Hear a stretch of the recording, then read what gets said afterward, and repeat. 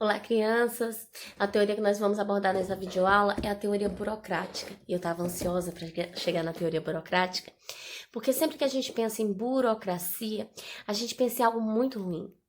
A gente começou a assimilar a burocracia como algo ruim, porque de um modo geral a burocracia tem sido utilizada para dificultar a vida das pessoas por conta de um processo que a gente gosta de chamar de forma informal de burocratização, que é quando eu levo os princípios da burocracia acima da importância dos meus resultados.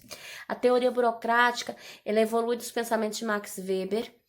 Ela é chamada de teoria da social burocracia, ela está associada aí a um contexto onde se começava a discutir sociologia, onde também começava-se a discutir socialismo, que são duas coisas que andam em paralelo com a burocracia, mesmo que a burocracia não beba dessa fonte. E ela fala uma coisa que é muito interessante. Ela diz que as organizações são ou devem ser regidas por leis lógicas, e essas leis lógicas elas devem ter formalidade, elas devem estar escritas e elas devem ter representante de autoridade para saber quem é que manda e quem é que obedece. Por conta disso, a primeira característica da teoria burocrática é a formalização. Eu vou buscar que todas as regras dentro do meu contexto da burocracia estejam bem definidas, sejam bem claras e sejam protegidas de qualquer tipo de alteração arbitrária. Ou seja, eu asseguro que essas regras não vão mudar da noite para o dia. Para elas serem alteradas, eu tenho que alterar de forma formal, eu tenho que alterar nos documentos da minha organização. Então, eu sei que as regras que existem não vão mudar da noite para o dia, a não ser que aconteça uma pandemia e mude todas as regras de tudo. Uma outra característica é a divisão do trabalho.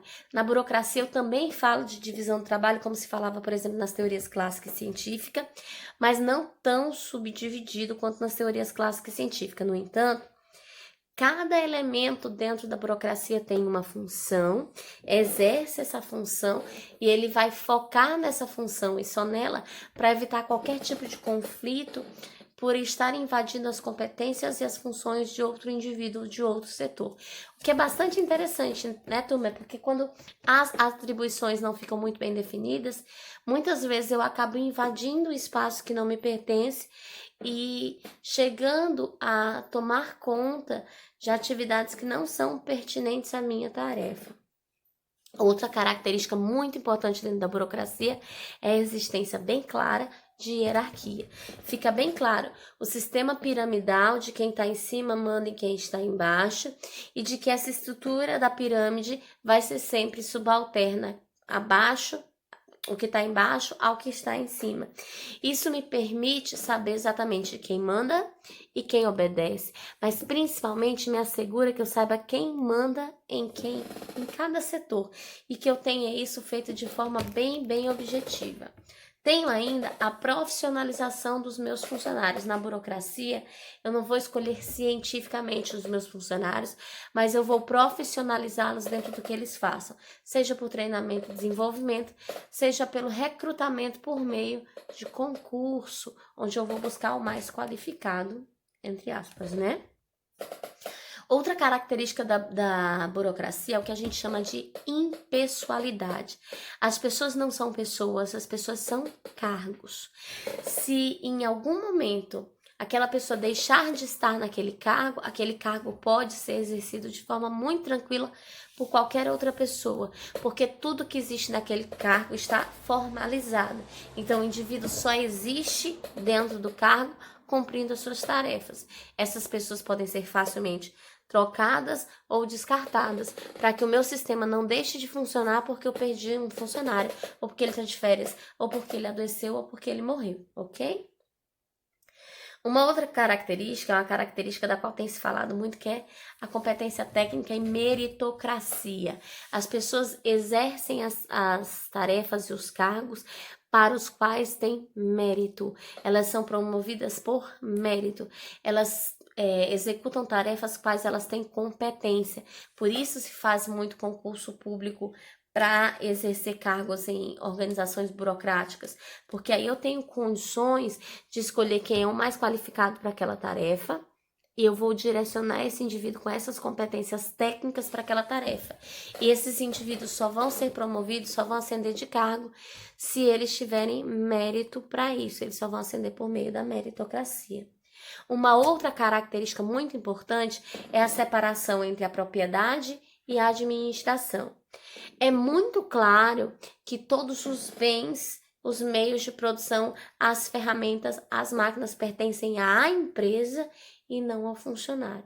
O meu computador, o celular de trabalho, a impressora, tudo que eu produzo pertence à organização e não a mim. Por que isso é importante? Porque no dia que eu juntar minhas coisas e for embora, eu não posso levar nada comigo. A empresa não para porque eu parei. O que é também muito bom. E por conta de tudo isso, se tudo está escrito, se tudo é formalizado, se as coisas não são mudadas da noite para o dia, se essas funções vão ser bem exercidas com qualquer um que esteja nela, eu tenho total previsibilidade de funcionamento. Eu sempre sei o que vai acontecer porque as regras são claras. Eu não vou ser atingido por uma surpresa e dizer o quê? É desse jeito? Mas ontem não era, ou eu não sabia, porque isso está bem claro nas regras. Tá claro até aqui? Eu vou torcer que vocês tenham dito que sim. Quais foram as principais críticas que essa abordagem recebeu e que recebe até hoje? Ela é uma abordagem muito criticada, tá, turma? Ela é muito criticada principalmente por conta da internalização das regras. Por quê, gente? Na burocracia eu digo que tudo tem regras escritas e essas regras elas devem ser levadas em consideração. Só que em alguns momentos, em algumas situações, a regra acaba sendo mais importante que o todo e que a própria organização. Isso é extremamente nocivo. Por exemplo, a regra é que para emitir uma declaração de que eu curso a faculdade, esse documento sai com 3 dias úteis. Mas eu preciso desse documento para hoje, senão vou perder uma vaga de trabalho. Ah, mas a regra fala 3 dias úteis. Ah, mas tudo que precisa para emitir hoje está disponível. Mas a regra é 3 dias úteis. Isso é uma internalização desnecessária das regras. Acaba que eu dou mais importância à regra do que o objetivo, do que a meta. Isso também faz com que eu leve uma segunda crítica, que é o excesso de formalismo e excesso de papelório. São tantas etapas e tanta formalidade que tudo na burocracia gera muito papel e gera muito documento. As coisas acabam acontecendo de forma muito lenta. Eu perco velocidade de ação. Outra característica é que se as coisas, para mudarem, requerem todo um trâmite de mudança e uma formalização, eu evito mudar porque dá muito trabalho.